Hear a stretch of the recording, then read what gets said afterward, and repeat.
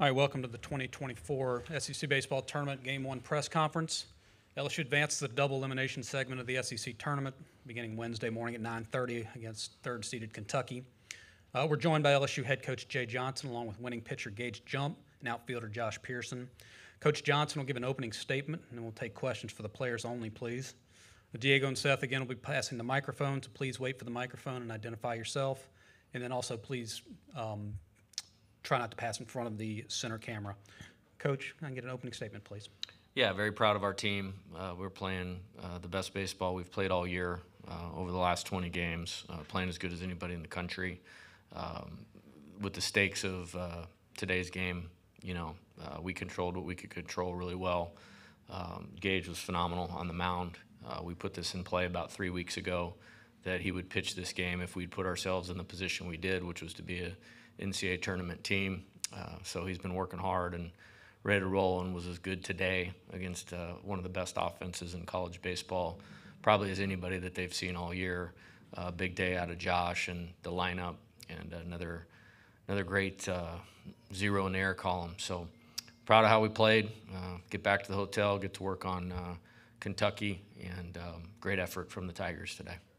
All right, we'll take questions first for Josh and Gage in the back right, please. Chessa Boucher with WVLA in Baton Rouge. Gage, what was working so well for you?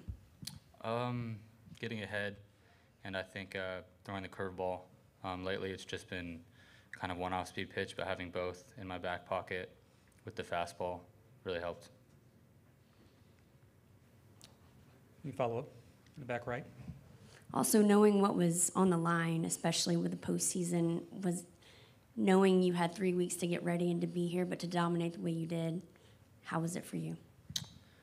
Just having the opportunity to pitch this game in a must-win situation is kind of what you dream of and what you love to do. And I was super excited, even though it was a 9:30 game. I didn't care. So I was super pumped. And once we got 2 in the first, I was like, okay, just preserve this lead as long as I can, and then put up some more runs. And the defense helped me a lot. So it was a really good win. In the center, in the back row. Jack Schemmel, WBRZ in Baton Rouge. For Gage, like Coach just mentioned, you had 3 weeks. You had this on your mind for a couple weeks. How did your preparation maybe change, or did it stay the same, on that 4-day rest and early morning game as well? The preparation's kind of the same. I think there's some things you have to change, listen to your body, but overall it's, my bullpen was just cut a little shorter, and then the weight room stuff was kind of the same. It's just how I was reacting to being on shorter rest, but the atmosphere was great and I felt great, so it was pretty awesome. Josh, it seems like Hoover it's magical for you. You just show up, especially in the postseason. Why do you play so well here? I don't necessarily think it's specifically for Hoover. Just try to take everything one pitch at a time, and maybe batter's eye nice here or something like that. But yeah, just try to take everything one pitch at a time and be where my feet are. So the situation where I'm at doesn't really change, just the same game. In the center, in the front row. Gage, Cokie Riley with The Advocate. How'd you feel physically by the end of your start? I thought I felt better as the game went on, to be honest. Yeah, I felt good. In the back row, on the right. John Eads with WFB TV in Baton Rouge. Question for Josh. Do you feel like that was one of the more complete performances you guys have strung together from the first inning all the way to the end? Yeah, definitely. I feel like everybody was slowing down with runners in scoring position, and we were getting the leadoff guy on, we were getting him over, and we were getting him in. Things that we do every day at practice, and we were really putting it together today. Putting good swings and not chasing outside of the zone, and just swinging at pitches that we can crush, and we did a really good job of that today. In the center of the back row. Josh, that hit in the first inning, obviously with runners on base, you've been really good lately with runners on base. Is it just, I know we've talked about it, but a mindset you have, or just the way you feel when there's guys on the pond there for you? Yeah, just slowing down and putting the ball in play. When there's one RBI to get, you try to get it. So knew there's a runner at third, bases loaded, just try to put a ball in the middle of the field. Any more questions for the players right here in the front row? You said the 9:30 a.m. start didn't really phase you. Gage, what time did you sort of get up this morning and get yourself, how'd you sort of get yourself ready physically? Got up early. I don't know, I think 5:30 or something. Took a shower, and then I was kind of good. There was adrenaline early, so I felt like it was a night game, to be honest. Yeah. I will take one more for the players on the back right. For Gage, if I'm not mistaken, I think Coach Yeski came out and talked to you close to the end of your start when there was an out, a couple guys on maybe. What was he saying to you in that conversation? Basically just this is your last guy, go get him, and kind of asked what I wanted to throw. So we went over some things, and then I told him I just wanted to blow a heater by him, and I didn't want to walk him. I really didn't want to walk him. Then yeah, just try to get it in. That'll help me out a little bit, and I got it. All right, Gage, Josh, thank you for your time. Congratulations. See you tomorrow. Thank you, sir. If there are any questions for Coach Johnson, we'll start in the back right. Coach, do you feel like this was Gage's best performance? I think he's been great for a while. I think just giving you all some context, I mean, he's one of the best high school pitchers I've ever seen, and recruited him hard to Arizona. He chose UCLA. That was a gut punch because I believed he would be exactly what everybody saw today. And then he only had 14 innings before he got hurt there as a freshman. And then coming in the fall, he was difficult to deal with for our players. And then I don't think he gave up a run in the non-conference schedule. You know, and one of those was a win against Louisiana Lafayette, who I believe won the Sun Belt. And I mean, he just completely shut them down. And then the start of SEC play, I think it was an adjustment. It was the first time maybe somebody had punched back, you know, as far as traffic, base runners, those types of things. And I think once he got past Mississippi State and Arkansas start, I think he's been elite ever since. I think he's pitched like one of the best pitchers in the country, and there's no doubt in my mind that he is. In the second row here on the right side. Joe Healy, D1 Baseball. What were your expectations for you and Nate with Gage coming into the day in terms of how much you were willing to go with him? And then at some point, did you guys adjust that expectation upward, just given how he was cruising? Yeah, it's a great question. I think I was kind of in the 90 to 100, but we were going to pay attention to how he looked, felt, all of those types of things. 9:30 game, a little bit odd, obviously, from what we do all year. He's pitched at night most of the season, obviously, pitching on either game one or game two. But I was very intentful kind of watching the first couple innings, and it's a great offense. Like, you can't make a mistake of leaving somebody in too long or pulling the wrong guy too early. And then after he gave up the run, the third and the fourth and the fifth went by like that. And I just felt like there was no chance we were going to send him back out, obviously, as he just said. I told Coach Yeski to give him a breather. This is your last hitter.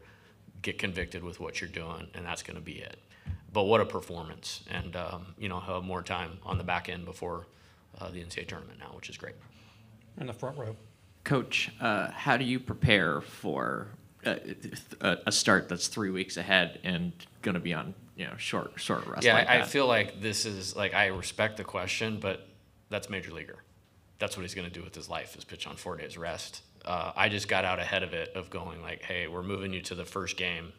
And then once we were playing well, won 3 series in a row, what we want to do is right in front of us. And so this game was probably going to be important. I don't think it should be relative to our resume and our season, but it probably is. And that's the best offense in college baseball statistically. And there you go. He's why we're one of the best teams in the country right now. And everybody got to see that today. I don't think it's as big a deal as we thought. And we were monitoring it very closely. But his excitement level when I went to him with this a few weeks ago was like, oh yeah, like, let's go. And that plays a big part in it too. Front row on the left.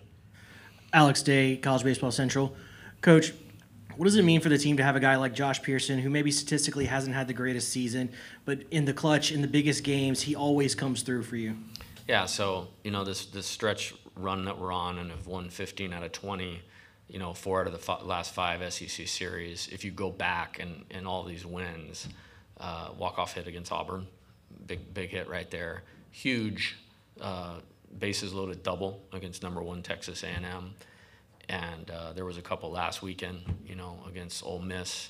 He's a quality at-bat machine. And I haven't quite figured out, what's different, in March versus May for this guy. But last year, I just basically said, we're playing this guy. We have enough guys that can hit the ball over the fence on, one of the best offenses in college baseball history. He's going to play great defense in the outfield. He's going to move the ball with runners on base, and I just trust him. And we kind of got to that point this year too. And he just moves our offense. It might not be your prototypical SEC 4-hitter, but because he can do what he can with runners on base is why I have him placed in the lineup where I do right now. All right, we have time for 2 more for Coach right in the front. Coach, so the players mentioned that this was a must-win game, and you said obviously on Sunday that you guys had basically punched your ticket already in the tournament. How do you sort of approach this game in terms of importance for the NCAA tournament? Well, it was an unbelievable opportunity as I saw it. I really believe we're one of the best teams in the country. We're just playing all the other ones. I mean, of our 10 league series, 8 of those teams are going to be in the NCAA tournament along with us. Nobody else does that. I think that's our 19th win against the top 45 RPI teams in the country. I think that's like less than 5 teams have that. We're like 9-3 against teams 25 to 40, which is usually the bubble. So logically, my brain goes to, we're in a good spot. Now this was an opportunity to take RPI number 5, national television audience, one of the best pitchers in the country that people don't know about because he's kind of, just kind of emerged this year. And what a good win for our team for a lot of reasons. All right, one more for Coach in the back right. Pitching obviously was the main key in this ball game, but the bats, especially Michael Braswell, leadoff, and Tommy White, what did you see from them? Yeah, I think we've been getting better, and I think improvement sometimes get lost because it's a results game, and that's what captures everybody's attention. But we've been just getting better, and I think even guys like Tommy, who's one of the best guys with runners on base in the history of college baseball, they've just kind of understood what they need to do a little bit better, staying within themselves. I thought we were great. We didn't, we had bases loaded, 1 out, and didn't get the guy in from third in the first inning. And I thought Michael scorched the other one that he hit into double play. Like it's hard for me to, be upset about that. Other than that, guys hitting the ball the other way, middle of the field, spitting on pitches that the pitcher wanted to swing at. I thought it was a very good example of professional hitting today by our team. Awesome. Thank you, Coach. Appreciate your time. We'll see you tomorrow. Thank you, guys.